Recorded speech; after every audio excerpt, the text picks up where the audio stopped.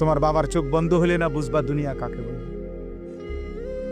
তোমার বাবার উপার্জন শেষ হয়ে গেলে না বুঝবা দুনিয়া কাকে বলে।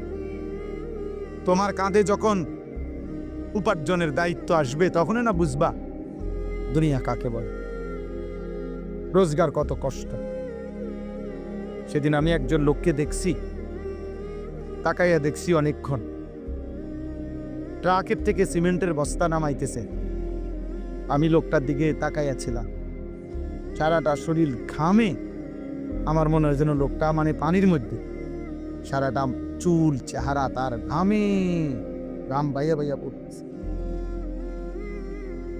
তাহলে এক বস্তা ট্রাকের থেকে প্রতি বস্তা সিমেন্ট নামাইয়া গোডাউনে থুইলে সর্বোচ্চ 60 টাকা, 8 টাকা বা 10 টাকা দেয়। সর্বোচ্চ রেট হলো 10 টাকা, মানে এন থেকে হয়তো গোডাউনে থুইবে আর কি।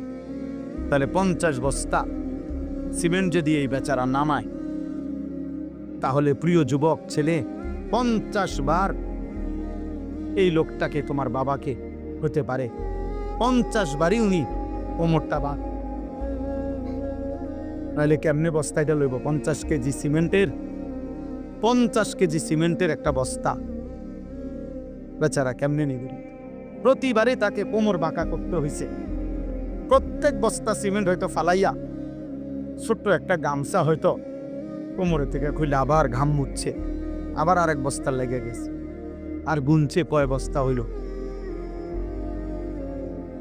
বিনিময়ে 500 টাকা, হয়তো 50 বস্তায় 500 টাকা পাইছে, 10 টাকা করে। সেখান থেকে ভাঙ্গাইয়া তোমারে 200 টাকা দিছিল। তুমি বলছো তোমার স্কুলে দিতে হবে সেই ঘামে ভেজা 200 টাকা। আর তুমি জানো আর সেই 200 টাকায় মোবাইলে ঢুকায়া উলঙ্গ ছবি আর নাচ গান নর্তকী দেখে শেষ করে দিছ। তুমি সন্তান না, বরং তুমি জানো আর।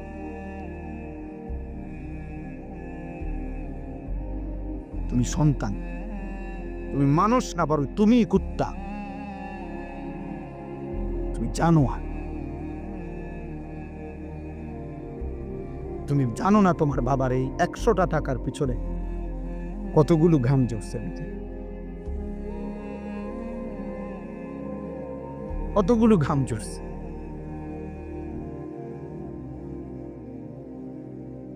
হ্যাঁ,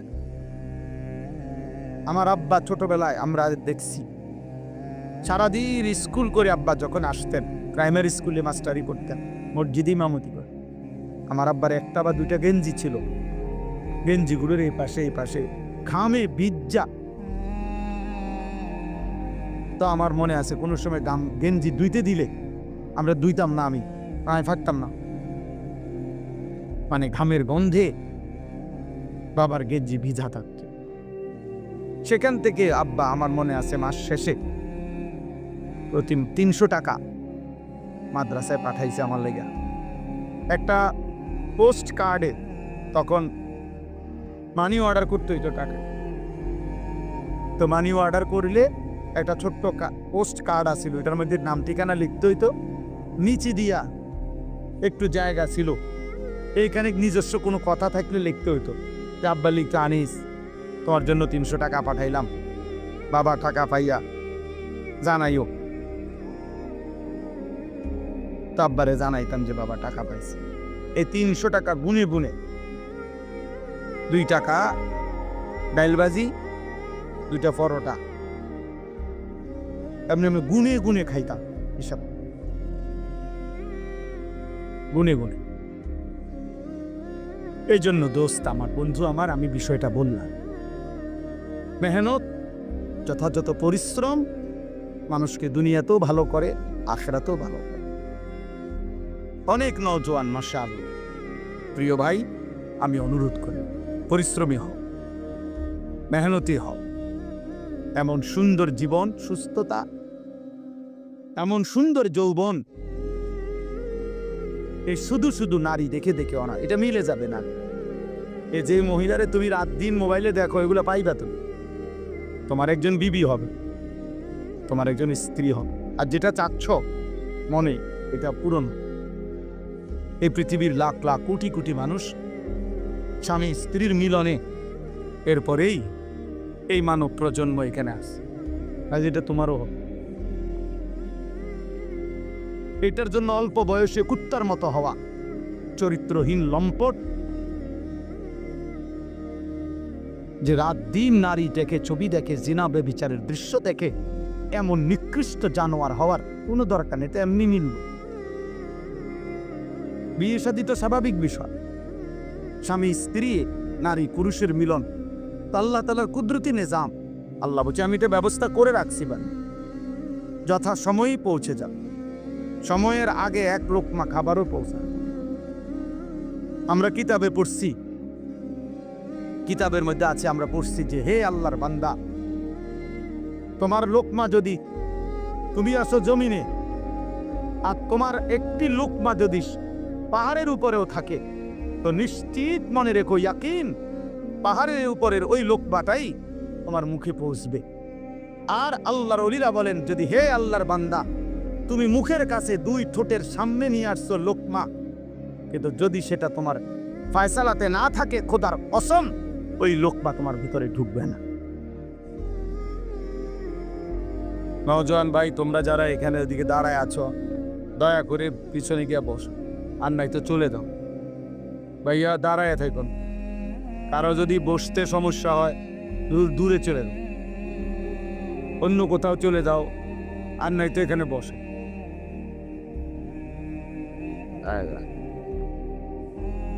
যাও ভাই বসো, এই ছেলেরা বসো, বাবা বসো, যদি তোমরা যাও, সরো দিন, সরো ভাই, বড় কথা শোনো ভাই, বসো। তোমরা দাঁড়ায় আছো, তো বসো। এই ছেলে, শুনতেছো তোমরা? বউ, সবাই বসতে হবে। মাশাআল্লাহ, মাশাআল্লাহ। হ্যাঁ, দুই একজন চলে গেলে কোনো সমস্যা নেই, টেনশন করার কিছু, সবাই শুনতে হবে, এটা জরুরি। এটা তো আপনার নির্বাচনী জনসভা না যে ভোট দরকার, কথা বুঝছেন না? তো কাজে এখানে কোনো সংখ্যা বিষয় না, আল্লাহর কথা বললেই হবে, শুনলেই হবে। একজন শুনলেও সমান গুরুত্ব, 100 জন শুনলেও সমান গুরুত্ব, কোনো অসুবিধা নেই। আল্লাহর কথা বলার ক্ষেত্রে কম বেশি কোনো বিবেচ্য বিষয় না। আল্লাহর কথা বলতে পারা, এটাই মেইন বিষয়। এই ছেলে, এই গেঞ্জিওয়ালা ছেলে, তোমার তো আরো একবার বললাম, না বসলে তুমি চলে যাও ভাই এর থেকে, তোমার তো অনুমতি দিলাম। বড়রা, তোমরা পিছনে দাঁড়ায় আছো কেন বাবা? একটু চাপায়ে বসো, জায়গা আছে, এখনো অনেক জায়গা আছে। বও বাবা, ভদ্রতার জন্য বসো।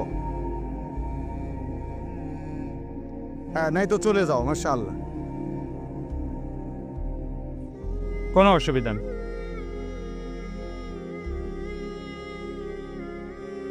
মাশাআল্লাহ, এটা গুরুত্বপূর্ণ। বাস কম হোক, আল্লাহর কথা, কোরআন সুন্নাহর কথা আদবের সাথে শুনতে হয়, এটা জরুরি, নাইলে ফায়দা হয় না। এক তো হলো আমি, একজন চিৎকার দিল, একজন সুর দিল, একজন টান দিল, কিছু বুট বাদাম বেচা হইল, এই সব মিলে ঝিলে কিছু একটা হইল না ভাইয়া, এটা আসলেই মূল মাকসাদ না। একটা বাঁশ মাটিতে গাড়তেও কষ্ট আছে। এই রাস্তাটা আমি আসছি এখন অনেক ভাঙ্গা, তাইলে প্রত্যেককেই কষ্ট করে আসতে হয়েছে। সেটা যদি কোনো ফায়দা না হয়, আপনি দেখেন ওইখানে বুট বাদামের দোকানে অনেক লোক দাঁড়ায় আছে, অসংখ্য লোক এখন এই মাত্র। তাহলে সামান্য বাচ্চাদের কতগুলো খেলনা জিনিস, এই ছোট ছোট বাস, ছোট ছোট গাড়ি ঘোড়া, এগুলোর দোকানে এত লোক দাঁড়ায় থাকা কি অর্থ আছে বল? মানুষের তো স্বাভাবিক একটা বিবেক থাকা দরকার, যে আমি এনে কেন দাঁড়ায় রইলাম। অথচ বাড়ির থেকে রওনা দিছে, অথবা বাড়িওয়ালা ঘরওয়ালারা জানে ওয়াজে গেছে, এটা জানে না কি বলে, কিন্তু শয়তান মাঝপথে আটকায় রাখছে। হ্যাঁ, এটা কোরআনুল কারীমে আছে। আল্লাহ তাআলা কাছে শয়তান চ্যালেঞ্জ করেছি, তাল্লাহি লা উযায়্যিনান্না আ'মালাহুম ওয়া লা উগদিয়ান্নাহুম আজমাইন। আল্লাহর কসম, হে আল্লাহ, আমি আপনার বান্দাদের কাছে তাদের কাজকে গুনাহের রং দিয়ে সাজিয়ে দেব, অতঃপর আপনার বান্দাদেরকে আমি পথভ্রষ্ট করে দেব, পথভ্রষ্ট করে দেব।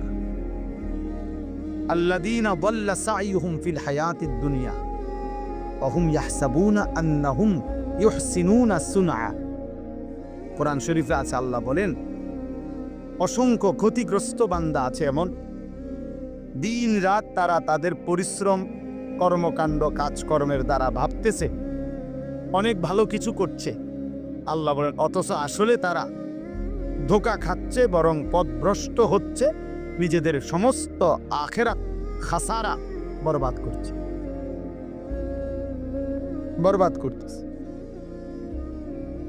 আফামান যুয়্যিনা লাহু সুউ আমালিহি ফারাআহু হাসানা। এটাও কোরআন শরীফের আয়াত। আল্লাহ তাআলা বলেন, যাকে তার গুনাহ, তার নাফরমানির কাজটাকে তার কাছে খুব সুন্দর করে দেয়া হয়েছে, আর সে এটাকে মনে করতেছে ভালো কাজ, অথচ আসলে শয়তান তার নিকটে গুনাহকে সুন্দর করে সাজিয়ে দিছে, সাজায় দিছে। এই জন্য বাপ, আমরা এটা বুঝা উচিত। আরবিতে বলা হয় কালিমাতু হাক্কিন উরিদা বিহাল বাতিল, কথা সত্য মতলব খারাপ। অর্থাৎ অনেক সময় এমন হয় যে কথা তো সুন্দর, কিন্তু ভিতরে উদ্দেশ্য খারাপ। এই জন্য অনেক কিছু তো আমাদের কাছে মনে হয় এটা করলে খুব সুন্দর হবে, কিন্তু এর দ্বারা উদ্দেশ্য ভিন্ন। এই জন্য দান একটু আগায় দেন, একটু একটু করে। আরে আপনি কথা বলেন, আসতে বলেন। মানুষের আগাইবার কথা কয়ে এত দমক দিলে তো আর হইতো না। নিজের বসা নিজে বসেন, একটু একটু আগায় দেন। মানুষ একজন বসতে এত আগাল্লা কি দরকার? জি মাশাআল্লাহ। চলেন, 2 নম্বর কথা হলো ভাইয়া, আমার প্রিয় ছোট ভাই হাফেজ মাওলানা আতিকুর রহমান আশরাফ, আমি আইসেই শুনতেছি, বলতেছে, এই মাত্র সে বলছে এটা আপনাদের কাছে। আমি আবার বললাম, ছেলেরা, ভাইয়া, একটা ছেলে মোবাইল হাতে ধইরা ভিডিও বা রেকর্ড করবা না, আমি নিষেধ করলাম। আর একটা মোবাইলও ধরে রাখবা না, আমি নাই তো উঠাই দেবো তোমারে। দোস্ত, তুমি উঠে যাইতে হবে এখান থেকে, এরপরে ধমক দিলে লজ্জা পাইবা। আমি আগেই বলছি, আমি ব্যক্তিগতভাবে কোনো প্রার্থী না, নির্বাচনের কোনো জনসভার জন্য আসিনি। আমার একটা মার্কা আছে, সবাই একটু খেয়াল রাখেন, না কোনো মার্কা নাই। কথা বুঝছেন কিনা? আমি কোনো প্রার্থী না, এটা কোনো নির্বাচনী জনসভা না। অল্প একটু সময় আল্লাহর কথা বলা, আখিরাতের কথা মনে করায় দাও। ওয়াজের মূল মাকসাদ কি? মূল মাকসাদ আত-তারগীব ওয়াত-তারহীব। অর্থ হলো জান্নাতের কাজের প্রতি উৎসাহিত করা, জাহান্নামের কাজের প্রতি ভয় প্রদর্শন করা। আত-তারগীব মানে হলো উৎসাহিত করা, আত-তারহীব মানে হলো ভয় প্রদর্শন। এটাই মূল ওয়াজ, মূলত মাকসাদ এটাই, যে আখিরাতের দিকে, জান্নাতি কাজের দিকে আপনাকে উৎসাহিত করলাম, আর জাহান্নামী কাজের দিকে ভয় প্রদর্শন করলাম, ভয় প্রদর্শন করলাম। এটাই মূল বিষয়। এই জন্য দয়া করে অল্প একটু সময় আমরা মনোযোগ দিয়ে শুনলে ফায়দা হবে। মোবাইল নিয়ে সারাক্ষণ, আমি এখানে নামছি এই মাত্র গাড়িতে, পুরাটা জায়গা আমরা খেয়ালও করি না, ড্রাইভারও বুঝে নাই, আমরা পুরা কাদা। আমি কাদার মধ্যে পাও ডাইবে গেছে, আমি আপনার লুঙ্গি সহ জামাটা উঠাইতেছি, আর ওই অপদার্থ এটার ভিডিও। তাহলে মানুষ কি পরিমাণ, ছেলেরা কি পরিমাণ বিকৃত মস্তিষ্ক, কি পরিমাণ প্রতিবন্ধী আপনি বেরোবেন। একটা জলজ্জান্ত বাস পুড়ে যাচ্ছে, হাজার হাজার লোক ভিডিও করতেছে। একটা জলজ্জান্ত মানুষ পানিতে ডুবে যাচ্ছে, হাজার হাজার মানুষ ভিডিও করতেছে। এই হলো প্রজন্মের এখনকার হালাত, এখনকার জেনারেশনের হালাত হলো।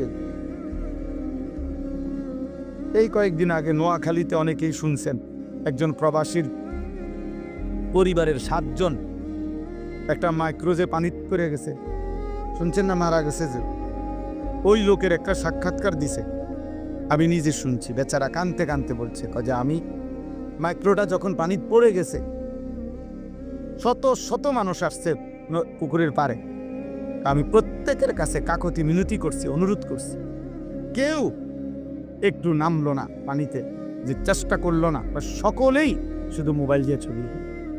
আল্লাহর কসম, সে বলছে, সে আফসোস করছে। তা আমি একটা ছেলেকে বললাম এখন, যে আরে ভাই তুমি তো আগে আমার ধরো যে আমি কোনো পড়ে যাই কিনা বা কাদা, তুমি আগে এইটা সেভ করো না, তোমার আগে দরকার মুসাফা করতে, বুঝলো, আঞ্জাদি ধরে নিতে। এটা দোস্ত নতুন জেনারেশন, তোমরা বুঝা উচিত ভাই, বুঝা উচিত।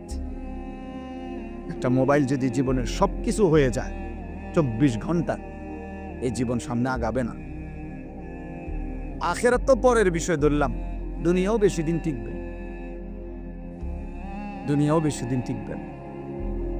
গাফলত কোনো মানুষকে, গাফেল মানুষ দুনিয়াতেও কোনো উন্নতি করতে পারে না, আখেরাতেও না। অমনোযোগী, অবহেলা, খামখেয়ালি, কাজের প্রতি নিষ্ঠা নাই, আগ্রহ নাই, পরিশ্রমের মানসিকতা নাই, ওই মানুষ দুনিয়াবি বাজার, ব্যবসা, লেনদেন, নিজের দুনিয়ার কাজেও ভালো করতে পারে। আমার আপনারা সবাই বুঝবেন, দেখেন, জিজ্ঞাসা করে, যেই দোকানদার কোনো কাস্টমার যদি 3 বার 4 বার আইসা দেখে, মনে করেন 1 সপ্তাহের মধ্যে উনি 3 বার আইসে এই দোকানে, আইসা 3 বারই দেখছে দোকান বন্ধ অথবা দোকানদার নাই, এরপরে সে পরবর্তী 6 মাসেও আর কোনোদিন এই দোকানে আসবে না। দেখেন, সে বলবে যে এনে দোকানদার থাকে না, আর বলা যায় না এটা বন্ধ থাকতে, এই শেষ, মানে তার ব্যবসা শেষ, সে আর দাঁড়াইতে পারে না। এজন্য এটা একটা নিয়ম, কাজের প্রতি নিষ্ঠা থাকতে হয়। এত বেশি পরিমাণ গাফেল, সারাক্ষণ হাসি, সারাক্ষণ মজা, উস্কাবি, সারাক্ষণই মোবাইল নিয়ে ব্যস্ত থাকা, এ তো গাফলত ভাই, এ তো গাফলত, খামখেয়ালি। আর গাফেল মানুষ দুনিয়াতেও কোনো ভালো কিছু করতে পারে না, আখেরাতেও। ও আপনাদেরকে হঠাৎ আমি শুনলাম শুনাইতেছে আমার ওয়াজের 21 বছরের কথা। আমার 21 বছর এক এক দিন আমি কেমনে পার করছি এক মালিক জান। গত 2 রাত আমি টোটালি ঘুমাই, বৃহস্পতিবার রাতেও না, শুক্রবার রাতেও। পাবনা থেকে আমি আসছি সকালবেলা, সকাল 7টা, বয়ান করছি 1.5 ঘন্টা, ফেরি পার হইতে লাগছে মোটা 8 ঘন্টা, আটগাঁও। তাইলে এজন্য দোস্ত বুঝাইতে চাচ্ছি, কাজের প্রতি নিষ্ঠা থাকতে হবে, আন্তরিকতা থাকতে হবে। দুনিয়াতেও কেউ যদি ভালো কিছু করতে, এই আজকে যারা বড় বড় শিল্পপতি, দুনিয়ার লাইনে বড় বড় পয়সাওয়ালা, দেখবা যে হালাল হারাম পরে, কিন্তু কমপক্ষে সে যে এই পর্যায়ে গেছে, হালাল হোক হারাম হোক, সে যেটা বুঝছে এটার উপরে সে সর্বোচ্চ দিন রাত মেহনত করছে। তার দিবানিশির মেহনত, পরিশ্রম, মাথার ঘাম তারে এই পর্যায়ে নিয়ে আসছে। আমার একদিন একজন বড় ব্যবসায়ী, ঢাকা পল্টনের 1000 কোটি টাকার মালিক এখন, উনি বলছিলেন, হুজুর আমি দোকানে দোকানে দাঁড়ায় থাকতাম, তারা দুপুরবেলা খানা খাইলে দোকানদাররা বাটির কোনা দিয়ে যদি 2 ভাত, ক্ষুদ্র তরকারি বাকি থাকতো, আমার এগুলা দিলে আমি 3-4 দোকানের এই খানা একত্র করে আমি 2 ভাত খাইতাম। আমি এভাবে তাকায় দাঁড়ায় হাঁটতাম, শুধু দোকানদাররা খাইলে যদি কুদ্দুর দেয় আমারে। আমি এত অভাবী ছিলাম, কিন্তু সেই আল্লাহ আমাকে মেহনতে পরিশ্রম করে গেছি, আজকে 1000 কোটি টাকার না। স্বাভাবিক একটা রেস্টুরেন্টে আছে না 16 তালা।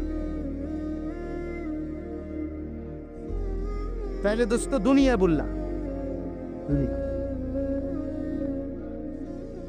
দুনিয়া বাংলাদেশের একজন প্রতিষ্ঠিত ব্যবসায়ী ছিলেন, কিছুদিন আগে মারা গেছেন। আমি ইচ্ছা করে নাম বলতেছি না, পত্রিকায় ওনার অনেক বড় লেখা আসছে। উনি বলছেন বাড়ির থেকে 90 টাকা নিয়ে সর্বপ্রথম আমি সায়দাবাদ দিয়েছি, ঢাকা। সায়দাবাদে যারা মাটি কাটে ওই সময় তাদের সাথে যে যোগ দিছি মাটি কাটবে, তারা বলছে যে কোদাল এবং টুকরি নিজের না হইলে হইতো না। আমরা অন্ত পড়ছি আরো বিপদে, মাটিও তো কাটতে পারতাম না, কারণ আমার তো কোদাইলও নাই, টুকরিও নাই। এরপরে আবার গায়ে খাইটা কষ্ট করে তারপরে কোদাল টুকরি কিনছি, ওইটুকু দিয়েই সে বাংলাদেশের মৃত্যুর আগে তিনি বাংলাদেশের একজন প্রথম শ্রেণীর ঠিকাদার ছিলেন।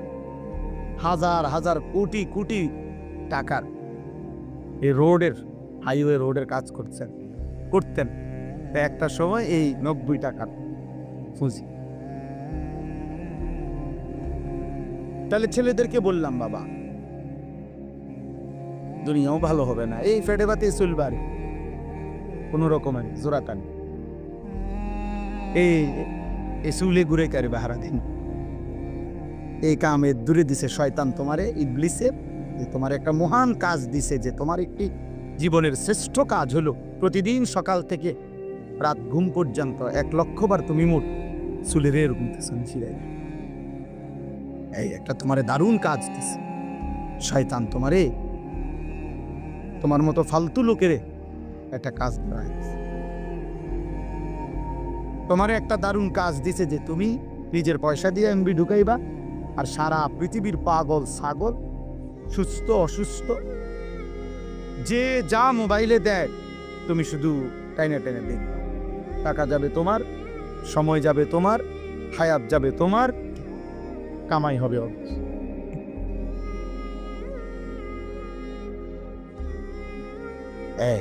তোমারে বুদ্ধি দিয়ে দিছে যে যেমনে পারো টাকা ব্যবস্থা করবে তুমি বাপের টাকা চুরি করো, নয়তো মায়ের টাকা চুরি করো, নয়তো স্কুলের টিফিনের টাকা বাঁচায় রাখো, নয়তো যেভাবে পারো। নারী তোমাকে দেখতেই হবে, উলঙ্গ ছবি তোমাকে দেখতেই হবে, হারাম ছবি তোমাকে দেখতেই হবে, অসৎ বন্ধুদের আড্ডা দিতেই হবে, আড্ডা দিতেই হবে। আল্লাহ আমাদেরকে হেফাজত করেন। এজন্য আমি সবাইকে বললাম, গাফলত অনেক বড় অভিশাপ, মানে খামখেয়ালিয়াত, অবহেলা, জীবনটাকে অনাদরে অবহেলায় নষ্ট করে দাও। বরং বুদ্ধিমান বিবেকবান ব্যক্তি পরিশ্রমী হোক। মানুষকে আল্লাহ তাআলা বলেছেন, লাকাদ খালাকনাল ইনসানা ফি কাবাদ। 3টা কসম করে আল্লাহ বলছে যে আমি মানুষের সৃষ্টির মধ্যে আমি আল্লাহ পরিশ্রম করার, মেহনত করার যোগ্যতা দিয়েই, মানসিকতা দিয়েই আমি সৃষ্টি করছি। ফি কাবাদ অর্থে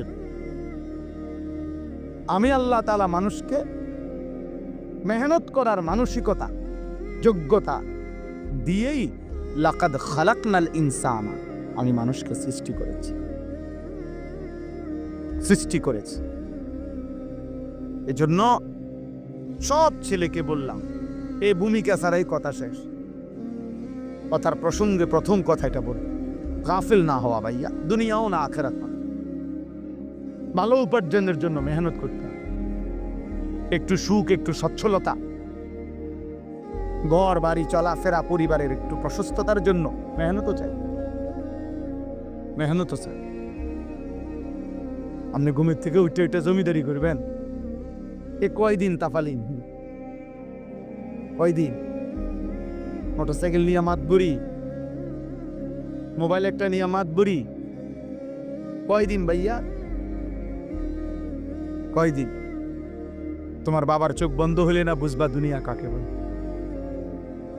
তোমার বাবার উপার্জন শেষ হয়ে গেলে না বুঝবা দুনিয়া কাকে বলে।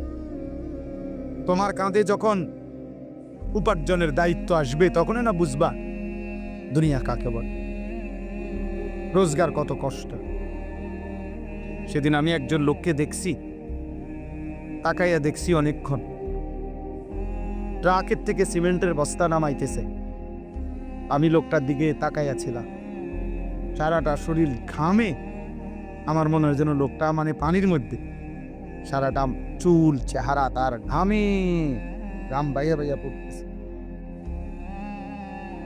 তাহলে এক ট্রাকের থেকে প্রতি বস্তা সিমেন্ট নামাইয়া গোডাউনে থুইলে সর্বোচ্চ 7 টাকা 8 টাকা বা 10 টাকা দেয়। সর্বোচ্চ রেট হলো 10 টাকা, মানে এন থেকে হয়তো গোডাউনে থুইবে আর কি। তাহলে 50 বস্তা সিমেন্ট যদি এই বেচারা নামায়, তাহলে প্রিয় যুবক ছেলে 50 বার এই লোকটাকে, তোমার বাবাকে হতে পারে 50 বারই উনি কোমরটা বাদ। নাহলে কেমনে বস্তা এটা লইব? 50 কেজি সিমেন্টের, 50 কেজি সিমেন্টের একটা বস্তা বেচারা কেমনে নিবে? প্রতিবারই তাকে কোমর বাঁকা করতে হয়েছে। প্রত্যেক বস্তা সিমেন্ট হয়তো ফালাইয়া ছোট্ট একটা গামছা হয়তো কোমরে থেকে খুলে আবার ঘাম মুচ্ছে, আবার আরেক বস্তা লেগে গেছে, আর গুনছে কয় বস্তা হইল। বিনিময়ে 500 টাকা, হয়তো 50 বস্তায় 500 টাকা পাইছে, 10 টাকা করে। সেখান থেকে ভাঙ্গাইয়া তোমারে 200 টাকা দিছিল, তুমি বলছো তোমার স্কুলে দিতে হবে। সেই ঘামে ভেজা 200 টাকা, আর তুমি জানো আর সেই 200 টাকায় মোবাইলে ঢুকায়া উলঙ্গ ছবি আর নাচ গান নর্তকী দেখে শেষ করে দিছ। তুমি সন্তান না, বরং তুমি জানো আর।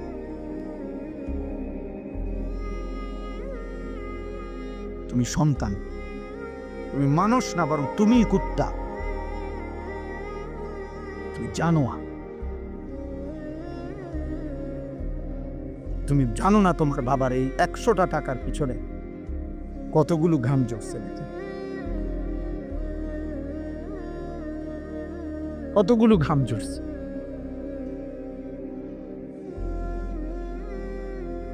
হ্যাঁ,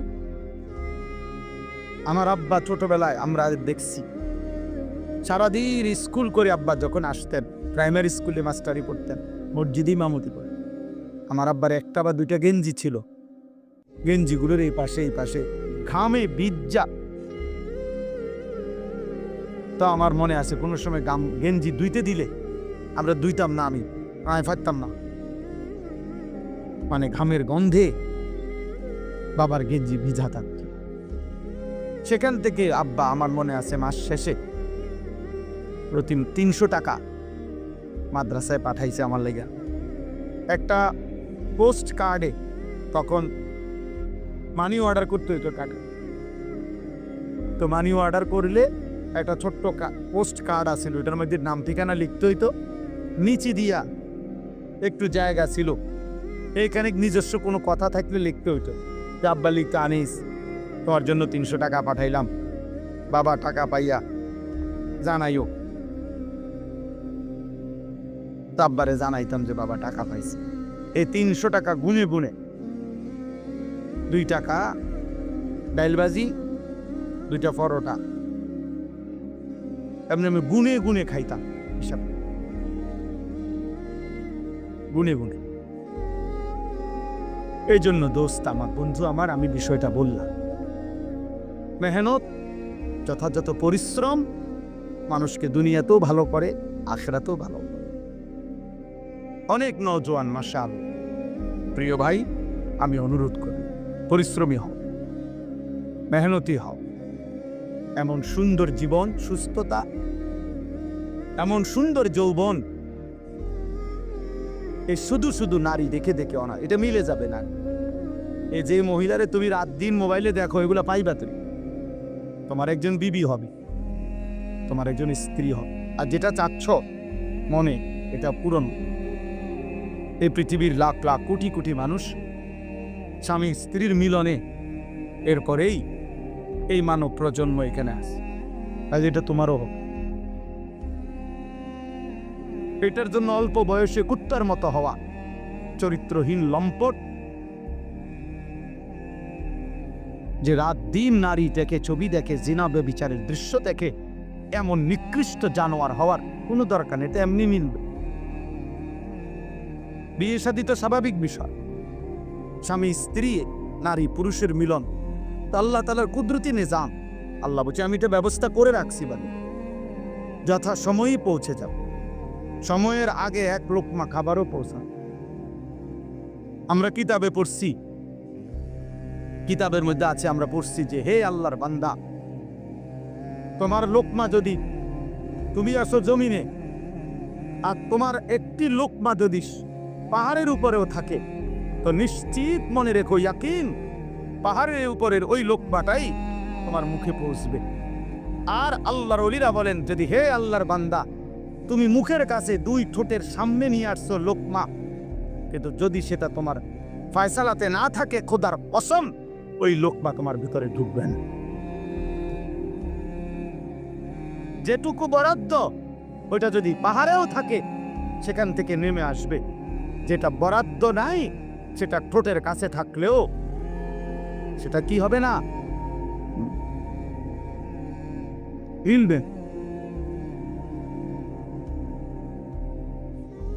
অতএব আমাদের জীবনের এটা বড় বোঝা উচিত।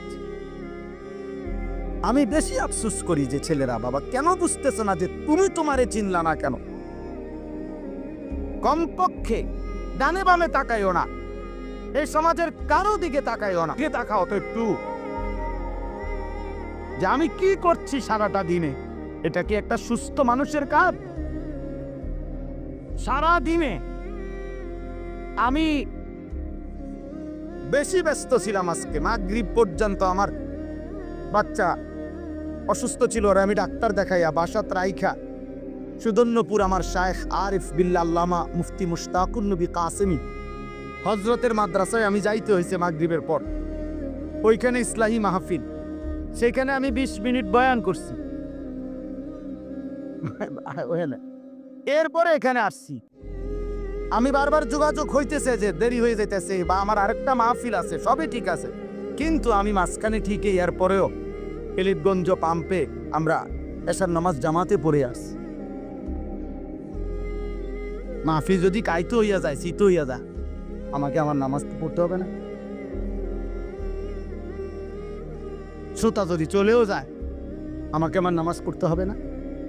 ওই দেখো, ঠিক ওই দেখো, ওই অপদার্থরে দেখো, ঠিক মতো চোখেও দেখে না, কিন্তু মাগার মোবাইলে হ্যাঁ চোখের লোকে লাগাই এলো, এটা গাম দিয়া কষ্টেপ লাগাই দাও। এই যে আছে এখানে কষ্টেপ।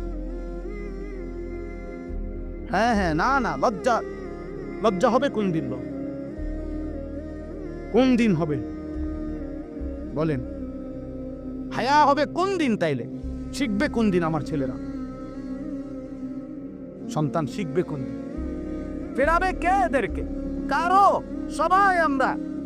সবাই ভাবতেছেন পাশ কাইটা জায়গা, সবাই ভাবতেছেন মাথা নোয়া জায়গা, সবাই ভাবতেছেন যার যার রোমে ঢুকে গেলে, ঘরে ঢুকে গেলে দরজা বন্ধ করে দিলে নিরাপদ। আল্লাহর কসম, কোন সমাজের মধ্যে যদি জিনা বেড়ে যায়, বেবিচার বেড়ে যায়, নারী ছেলে মেয়ের অবাধ মেলামেশা চলাফেরা যদি বেড়ে যায়, রব্বে কাবার কসম কিতাবে আছে, ওই সমাজের কোন ঘর আর পবিত্র নারী মিলা কঠিন হয়ে যায়। আগামীর প্রজন্ম হয়তো নেককার মেয়ে, চরিত্রবান মেয়ে, সতী সাধ্বী মেয়ে মিলাটা কঠিন হয়ে যাবে যদি জেনা বেবিচার আর পরকিয়া আর হারাম অসভ্যতা এইভাবে ছড়িয়ে যায়। কষ্ট হয়ে যাবে, কষ্ট হয়ে যাবে। এমনি বেড়ি তো একটা মিললেই হইল না, একজনের লোকে হুইটা লাইলে তো হইল না। বোঝেন না আমার কথাটা? একজনের লাগে শুয়ে লাইলে তো হইল না।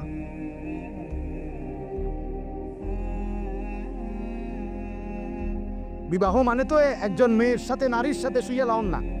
বিবাহ একটি সম্পর্ক, বিবাহ একটি ইবাদত। ইবাদত কিনা কথা বলেন?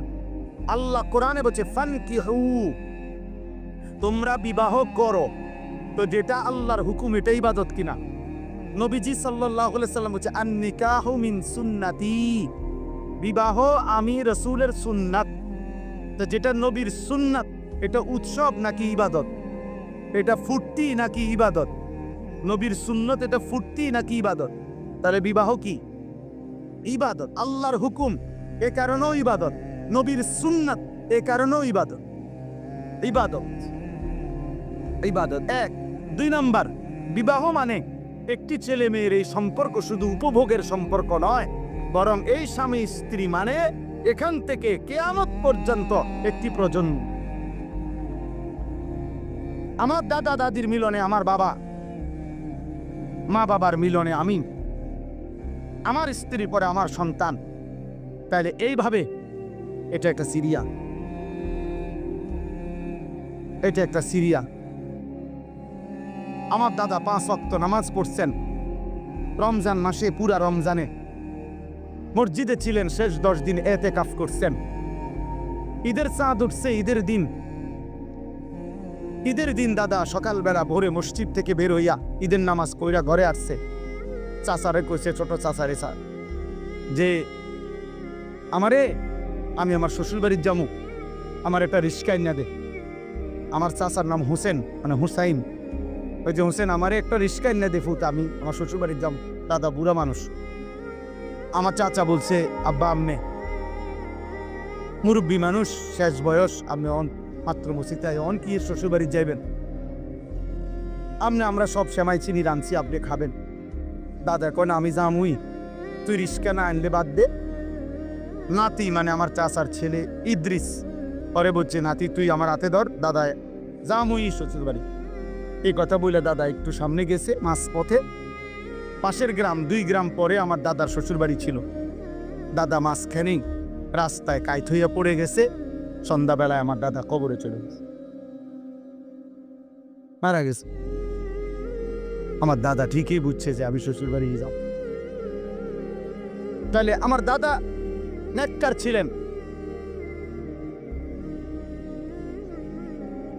ছিলেন, নিজের হাতে মসজিদ গড়ে গেছে। তাহলে এটা একটা প্রজন্ম, স্বামী স্ত্রীর সুন্দর একটি সম্পর্ক, এদের ঈমান ইসলাম, এদের পাক পবিত্রতা, পর্দা পশিদা, এটা একটা জেনারেশন তৈরি করে।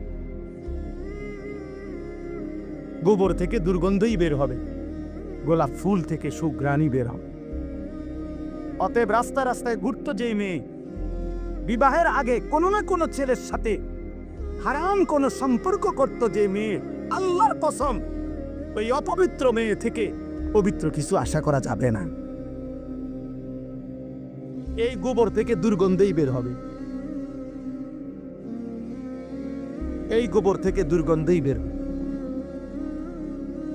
অতএব এটা ভাবা দরকার, আমরা এটা বোঝা দরকার, আমাদের প্রজন্মের হেফাজত দরকার। একটি সমাজের মধ্যে সবচেয়ে বড় সম্পদ, একটি ঘরের সবচেয়ে বড় সম্পদ, একজন বাবার সবচেয়ে বড় সম্পদ তার স্ত্রী সন্তান। খাট যত দামি হোক দোস্ত, 20 বছর পরে এই খাট ওই ঘরে থাকবে না। পৃথিবীর সবচেয়ে মজবুত কাঠ দিয়েও যদি সোফা বানায়, 5 বছর লাগবে না, এটার বার্নিশ উঠে যাবে। 3 বছর 4 বছরের ভিতরে, পরবর্তী 20 বছরের ভিতরে ওই ফার্নিচারের নাম গন্ধ ঘরে পাওয়া যাবে না। কারণ এর পরে আরো বহু লেটেস্ট মডেল পৃথিবীতে আসছে, যার কারণে এটি হালাই দিছে। বোঝেন নাই কথা? এটা মসজিদে যে আগে মোজাইক হইতো, আমি তো দেখছি ছোটবেলা, মেশিন দিয়া ছোট ছোট ছোট গুড়া গুড়া পাথরের গুড়া মোজাইক করতে, আর এগুলার মোজাইক আগে ছোট ছোট এলোমেলো পাথরের কঙ্কর, ছোট ছোট পিচি পিচি পিচি না মোজাইক দেখছেন না? কই এখন আসেনি এগুলা।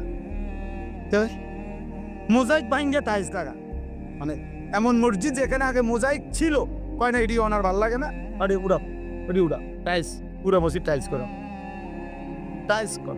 পুরাতন গ্রিল বদলাইয়া SS5 এর দরজা গ্রিল লাগানো হয় কিনা বলে? তাইলে বাবা বলে, দুনিয়ার এই আসবাব উপকরণ আমরা যা দুনিয়া সাজাইলাম ঘরে, আল্লাহর কসম এগুলা থাকবে না। আমনে রেখে যাওয়া কাছের ফ্লেট আগামী 10 বছর পরে আর থাকবে না। আপনার রেখে যাওয়া সোফা, ফার্নিচার, খাট, ডাইনিং টেবিল, এগুলো থাকবে না।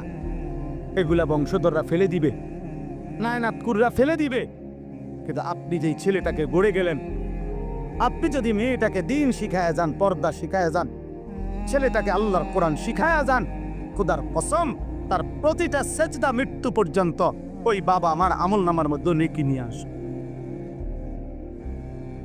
কোনো সন্দেহ নেই।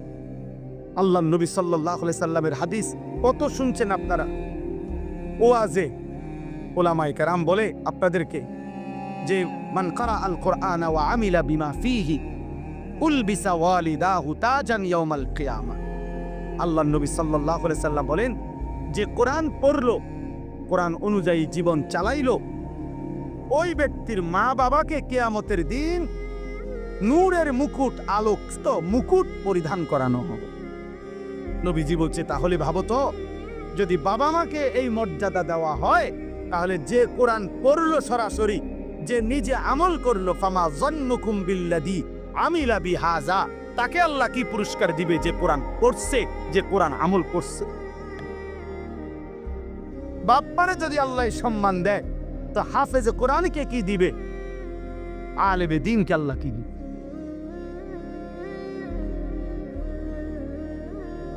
এজন্য প্রিয় ভাই, প্রিয় বাবা, সবাই মিলে গুনাহ ছাড়ে। আমার মূল বক্তব্য আজকে এতটুকু, গুনাহ ছেড়ে দিতে হবে। গুনাহ আখিরাত যদি পাইতে হয়, জাহান্নাম থেকে বাঁচতে হলেও গুনাহ ছেড়ে দেওয়া জরুরি। জান্নাতে প্রবেশ করতে হলেও গুনাহ ছেড়ে দেওয়া জরুরি। এক মুমিনের ডিউটি দুইটা, একজন মুসলমানের জীবনের 24 ঘন্টা কাজ দুইটা। এক, গুনাহ বর্জন করা, দুই, আদেশ পালন করা। খালাস, এরই নাম জীবন, এরই নাম মুসলমান, এরই নাম তাকওয়া, এর পিছনেই জান্নাত। উইদ্দাত লিল মুত্তাকিন, রব্বুল আলামিন বলে জান্নাত বানানোই হয়েছে মুত্তাকিদের জন্য। আর মুত্তাকি বলেই তাকে ওই মুমিনকে, যেই মুমিন প্রথমত গুনাহ বর্জন করে, দ্বিতীয়ত আদেশ পালন করে। আদেশ পালন করে, সতর খোলা রাখা। মনে করেন কারো নাভি থেকে হাঁটুর নিচ পর্যন্ত, এটা হলো সতর পুরুষের, এটা খোলা রাখা গুনাহ না নেকি? কথা বলেন। একজন মনে করেন এখন নামাজের ওয়াক্ত, নামাজ আদায় করা, এটা গুনাহ না নেকি? নেকি, বুঝেন নাকি? নামাজ আদায় করা কি নেকি? সতর ঢাকা মানে সতর খোলা রাখা, এটা কি? গুনাহ। এ শরীয়তের মাসআলা হইল যে এক্ষেত্রে কোনটা আগে ফরজ? ফরজ হলে আগে সতর ঢাকা ফরজ, এরপরে নামাজ করা। হিসেব বুঝছেন? নামাজের বাহিরে যেই ফরজগুলা, এর মধ্যে একটা কি আছে? তাহলে বোঝা গেল আগে তুমি এই গুনাহটা আগে কি করতে হবে? সরাইতে হবে, সতর ডাকো, এরপরে সেজদা দিবে, এরপরে সেজদা দিবে। আগে সুদের থেকে বাঁচা জরুরি, এরপরে দান সদকা উপকারী। আগে কিস্তির থেকে বাঁচা জরুরি, এরপরে দান সদকা করা উপকারী। আগে লোন থেকে বাঁচা জরুরি, এরপরে দান সদকা করা উপকারী। মসজিদে টাকা না দিয়েছেন 30,000, কিন্তু 30 লাখ টাকা দিয়ে আপনি সুদের ব্যবসা করেন, এই বাটফার, কির সওয়াব? আরাম খোর সব কিসের? আবার সওয়াব তোমার আব্বাই দেয়। সুদ করে টাকায় কোনো নেকি হয় না, টাকায়ও না। ফ্যান হয় নেকি হয় না, টাইলস হয় নেকি হয় না, নেকি ইমাম সাহেব দেয় না। ইমাম সাহেব শিক্ষা দিলে হইতো না। মাহফিলের বক্তা যদি একারে শিখ জনা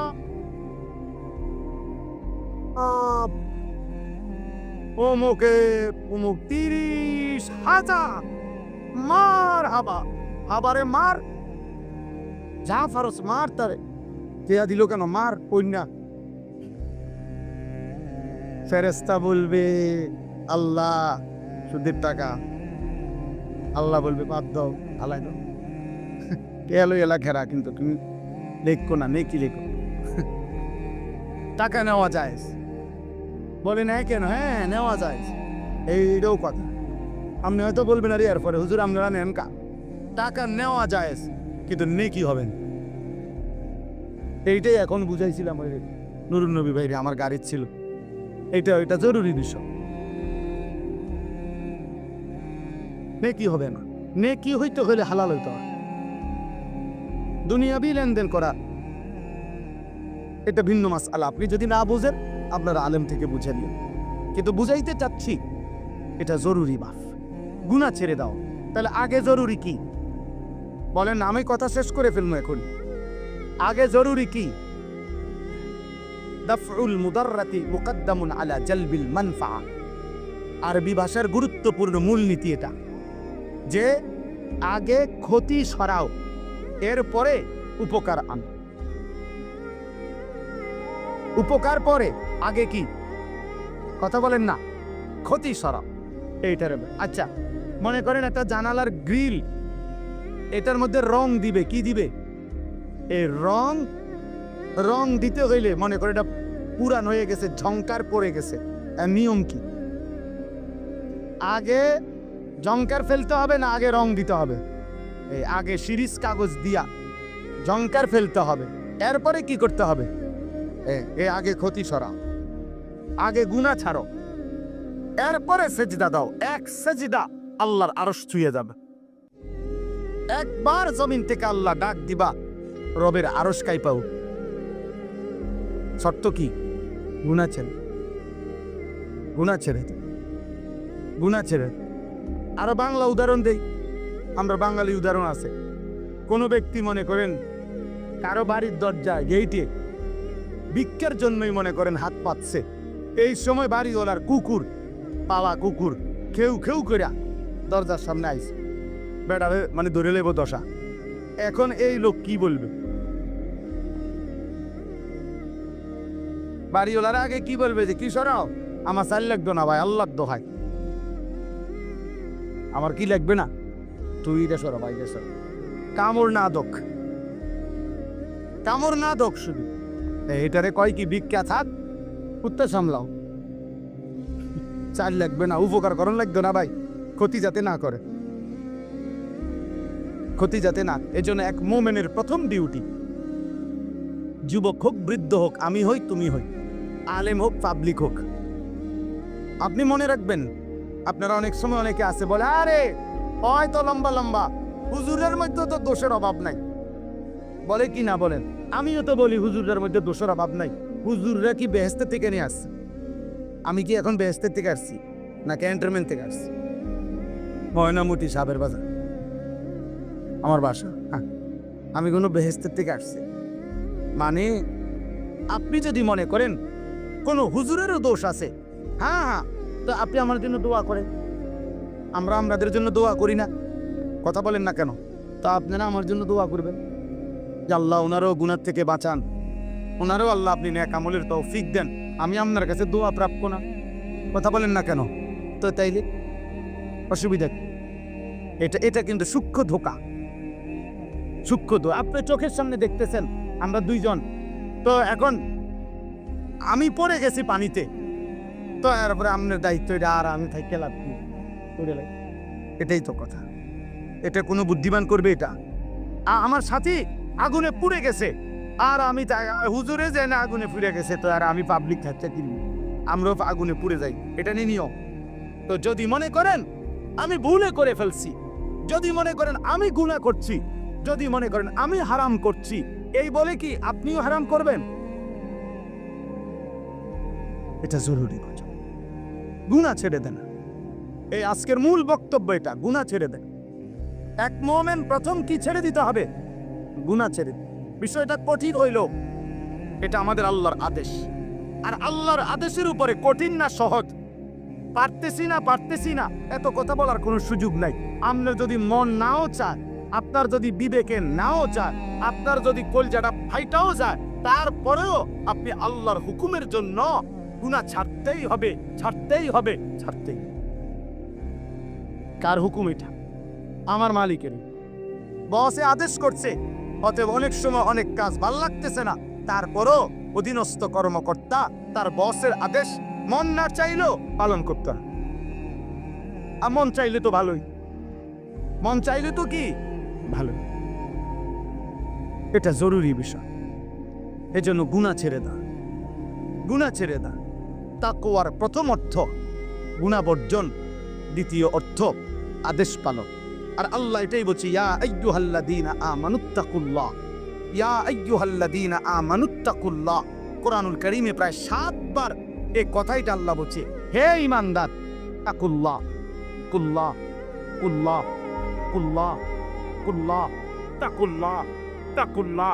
হে আল্লাহর বান্দা, হে মুমিন, আল্লাহকে ভয় করো, আল্লাহকে ভয় করো, আল্লাহকে ভয় করো। আর তাফসীরের মধ্যে লিখছে, যদি প্রশ্ন করেন যে হুজুর আল্লাহকে ভয় করা মানে কি, আল্লাহকে ভয় করার প্রথম অর্থ গুনাহ ছেড়ে দেওয়া, দ্বিতীয় অর্থ আদেশগুলো পালন করা। আগে গুনাহ ছেড়ে দাও, আগে গুনাহ ছেড়ে দাও। ওয়াদারু যাহিরাল ইসমি ওয়া বাতিনা, আল্লাহ বলছে প্রকাশ্য গোপন সব গুনাহ ছেড়ে দাও। নবীজি বলছেন, রাসূলুল্লাহ সাল্লাল্লাহু আলাইহি ওয়াসাল্লাম বলছেন, ইয়াকুমুল কাযিব, মিথ্যা বলা ছেড়ে দাও। আলাইকুম বিসসিদক, নবীজি বলছে সত্য বলাকে জীবনের জন্য গ্রহণ করে না। অতএব দয়া করে এটা বুঝতে হবে। তো এই আয়াতটা এবার আসেন, আমি যেই পড়ছি সূরা নূর 18 নম্বর পারা, কোরআনুল কারীমের 24 নম্বর সূরা 30 নম্বর আয়াত, এই একটি আয়াতের এবার তর্জমা বললে আমার কথা শেষ। আল্লাহ তাআলা এখানে বলছেন, কুল, হে নবী আপনি বলুন, লিল মুমিনিনা, সকল ঈমানদার পুরুষদেরকে, ইয়াগুদ্দু মিন আবসারিহিম ওয়া ইয়াহফাজু ফুরুজাহুম, তারা যেন বাধ্যতামূলক 2টা কাজ করে। এক, তারা যেন সকলেই তাদের চোখ ভিন নারী, হারাম ছবি, হারাম দৃশ্য থেকে চোখ যেন নিচে নামা। ওয়া ইয়াহফাজু ফুরুজাহুম, এবং সমস্ত ঈমানদার পুরুষদেরকে বলেন তারা যেন তাদের লজ্জাস্থানের হেফাজত করে। কোনো জিনা, কোনো ব্যভিচার, হাতের নাপাক ব্যবহার, কোন রকমের অসভ্যতা, নারী পুরুষ, পুরুষ পুরুষ, যেই কোন রকমের অপকর্ম নিজের লজ্জাস্থান দ্বারা যেন না করে, লজ্জাস্থান যেন হেফাজত করে এবং চোখ যেন নিচে নামে। প্রিয় ভাই, এই প্রথম কথাটা বলার জন্যই আমি এই কথাগুলো বলছি। আজকের সময়ের বিবেকবান যারা, দিন নিয়ে যারা ভাবে, মানুষকে নিয়ে যারা ভাবে, এরকম বিবেকবান বিচক্ষণ বুজুর্গ আল্লাহওয়ালা ওলামায়ে কেরামের মূল বক্তব্য হলো, বর্তমান সময়ে মানুষের সবচেয়ে বেশি যেই গুনাহটি হচ্ছে সেটা হলো এই চোখের গুণ।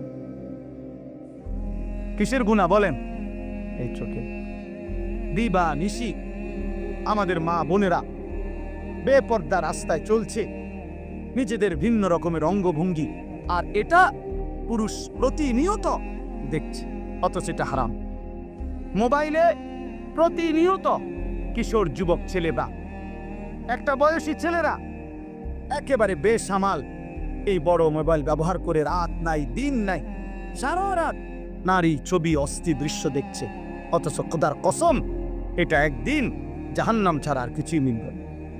আল্লাহ নবী সাল্লাল্লাহু আলাইহি সাল্লাম বলেছেন, যে ব্যক্তি কোনো নারীর সৌন্দর্য হারাম, যেটা তার দেখার অনুমতি নাই, সে দেখলো, খোদার কসম নবী বলছে কিয়ামতের দিন তার 2 চোখে সীসা জাহান্নামের আগুনে গলাইয়া এরপরে সীসা ঢেলে দেওয়া, সীসা ঢেলে দেওয়া, সীসা ঢেলে দেওয়া। অতএব আপনাদের কাছে অনুরোধ করছি, এই ছোট্ট কথাটা আল্লাহ তাআলা আমাদেরকে বলছেন, ইয়াগুদ্দু মিন আবসারিহিম, চোখ নামাও, চোখ। যুবক ভাই, তোমরা অনেক নওজোয়ান, মাশাআল্লাহ, প্রিয় সন্তান, নিজের উপরে দয়া করো।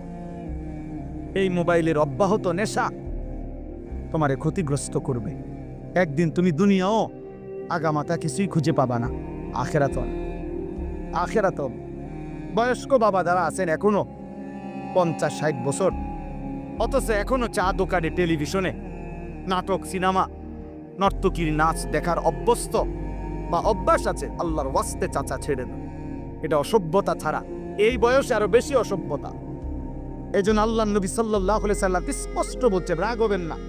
নবীজি বলছেন, আল্লাহ নবী সাল্লাল্লাহু আলাইহি সাল্লাম বলছেন, হাসরের দিন আল্লাহ তাআলা ওই বান্দার দিকে তাকাবেন না, আল্লাহ তাআলা তাকে পবিত্র করবেন না, আল্লাহ তাআলা তাকে জাহান্নাম থেকে বাঁচাবেন না।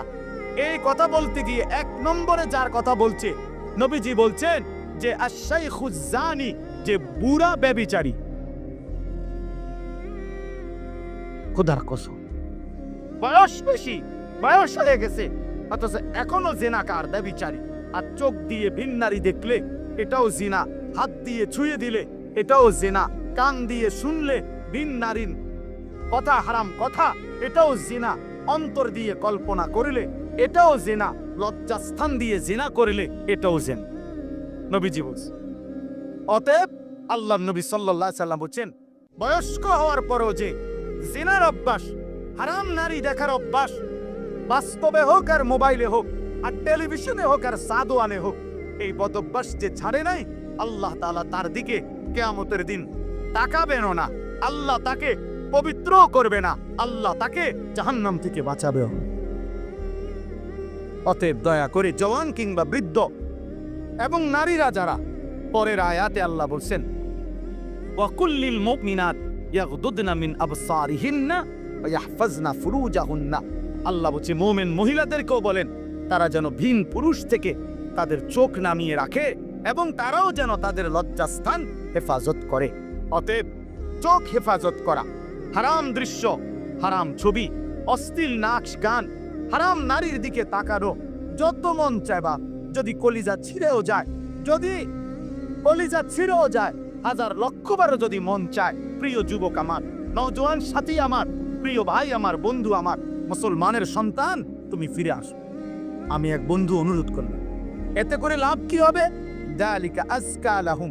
কোরআনের এই আয়াতে আল্লাহ বলেন, যদি কেউ এই দুইটি কাজ করে, এক, চোখ হেফাজত করে, দুই, লজ্জাস্থান হেফাজত করে, আল্লাহ বলেন আমি ওয়াদা দিলাম, আমি তার অন্তর 100 শতভাগ, আমি তার দিল পবিত্র করে দেব, 100 ভাগ পবিত্র। ইন্নাল্লাহা খাবীরুম বিমা ইয়াসতাউন।